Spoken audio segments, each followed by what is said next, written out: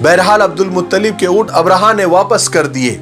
अब्दुल मुत्तलिब अपने ऊंटों को वापस लेकर मक्का तो आ गए, लेकिन काबे के दरवाजे की जंजीरों को पकड़कर दुआ में मशगूल हो गए। साथ में कुरैश की एक बहुत बड़ी जमात थी।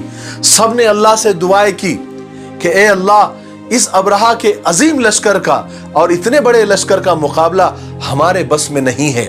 ये अल्लाह, तू अपने घर की हिफाजत का इंतजाम तो खुद फरमा।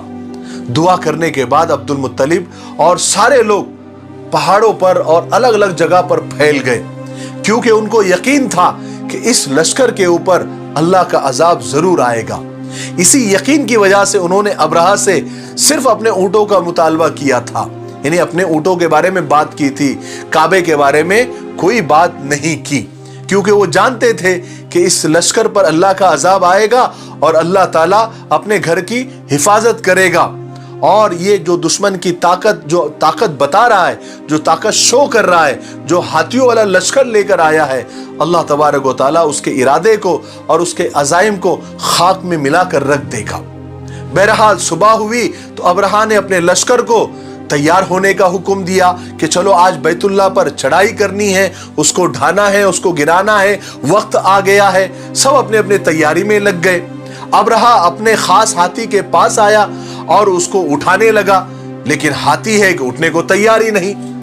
उसको सारे दरबानों ने मिलकर उठाना चाहा, लेकिन हाथी है कि टस से मस हो ही नहीं रहा।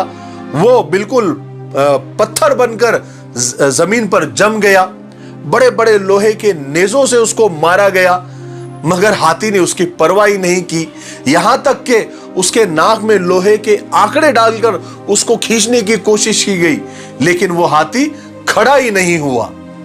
हाँ, इतना जरूर हुआ कि उस हाथी के मुंह को यमन की तरफ करते तो उठ के खड़ा हो जाता, मुल्क के शाम की तरफ करते तो भी उठ के खड़ा हो जाता, और मक्का की तरफ करते तो बैठ जाता और जमीन पर जम जाता।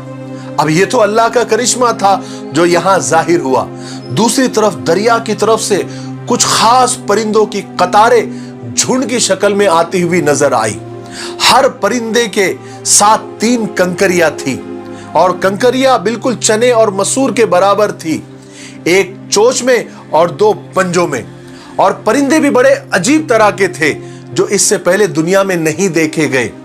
जिस्म में कबूतर से भी छोटे थे और उनके पंजे लाल और सुर्ख थे। हर पंजे में एक एक कंकर और चोंच में एक कंकर था।